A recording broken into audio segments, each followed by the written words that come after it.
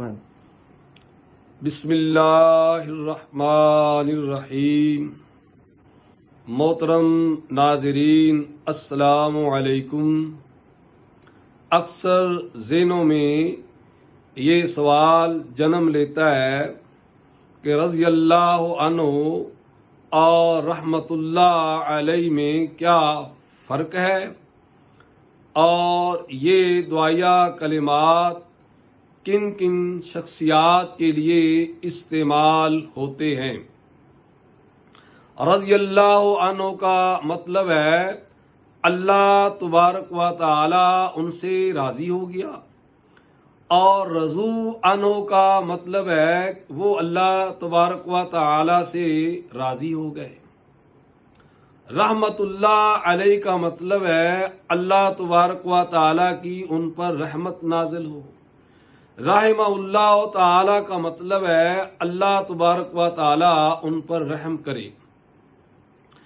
رضی اللہ عنہ کا استعمال قرآن مجید میں خصوصی اور عمومی دونوں لحاظ سے ہوا ہے۔ خصوصی طور پر رضی اللہ عنہ کا استعمال سورہ الفتح آیت نمبر 18 میں اس طرح ہوا ہے، ارشاد باری تعالی ہے، لقد رضی اللہ عن المؤمنین اذ یبایعونک تحت الشجرہ، بے شک اللہ مومنین سے راضی ہو گیا جب وہ درخت کے نیچے آپ کے ہاتھ پر بیعت کر رہے تھے۔ چونکہ یہ آیت خصوصی طور پر یعنی تخصیص کے لحاظ سے صحابہ بیعت رضوان کے حق میں نازل ہوئی، لہذا یہاں پر رضی اللہ تعالی عنہ کا استعمال صرف صحابہ کرام کے لیے ہے۔ عمومی طور پر رضی اللہ تعالی عنہ کا استعمال سورہ المائدہ آیت نمبر 119، سورہ توبہ آیت نمبر 100 اور سورہ البینہ آیت نمبر 8 میں ہوا ہے۔ یہ دعائیہ کلمہ رضی اللہ عنہ اس میں خبر اور دعا دونوں ہے، اس لیے بعض علماء کہتے ہیں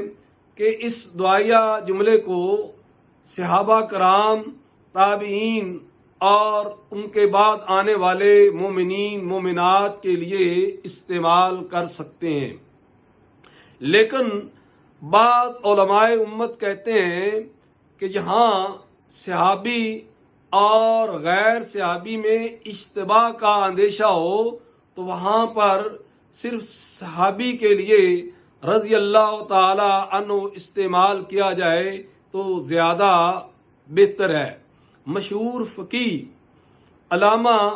ابن عابدین شامی رحمت اللہ علیہ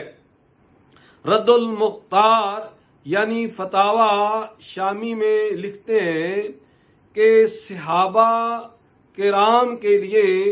رضی اللہ تعالی عنہ کہنا مستحب ہے، یعنی بہتر ہے، اور پھر وہ علامہ ذیلی المتوفا 762 ہجری جو مشہور فقیہ اور محدث گزرے ہیں، ان کے حوالے سے فتاوی شامی میں لکھتے ہیں کہ انہوں نے جو تخصیص بیان کی ہے کہ صحابہ کرام کے لیے رضی اللہ عنہ، تابعین کے لیے رحمت اللہ علیہ، اور بعد کے مومنین کے لیے غفر اللہ لہم اور عفی اللہ عنہم کے الفاظ استعمال کیے جائیں، لیکن علامہ شامی بعد میں یہ بھی لکھتے ہیں کہ اس کا الٹ بھی جائز ہے کہ یعنی آپ غیر صحابی کے لیے رضی اللہ عنہ کہہ سکتے ہیں اور صحابی کے لیے رحمت اللہ علیہ کا لفظ استعمال کر سکتے ہیں۔ فتاوی عالمگیری جلد 6 میں بھی اسی طرح لکھا ہے، مولانا احمد رضا خان بریلوی رحمت اللہ علیہ نے فتاوی رضویہ میں لکھا ہے کہ صحابی اور غیر صحابی کے لیے رضی اللہ تعالی عنہ کا لفظ استعمال کر سکتے ہیں، بلکہ انہوں نے حضرت سید عبد القادر جیلانی کے لیے بارہا رضی اللہ عنہ کا لفظ استعمال کیا ہے۔ امام نووی رحمت اللہ علیہ لکھتے ہیں کہ رضی اللہ عنہ صحابی اور غیر صحابی دونوں کے لیے استعمال کر سکتے ہیں۔ محترم ناظرین، رضی اللہ عنہ اور رحمت اللہ علیہ یہ دعائیہ کلمات ہیں، صحابی کے لیے، تابعی کے لیے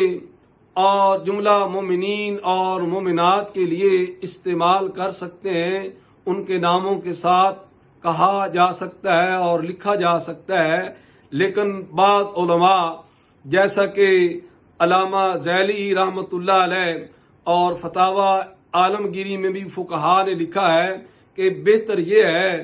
کہ تاکہ صحابی اور غیر صحابی میں فرق ہو جائے تو صحابی کے نام کے ساتھ رضی اللہ عنہ کہا جائے تو بہتر اور مستحب ہے، واللہ عالم۔ ناظرین، اگر آپ کو یہ میری ویڈیو پسند آئی ہے تو پلیز اس کو لائک کریں اور سبسکرائب کریں۔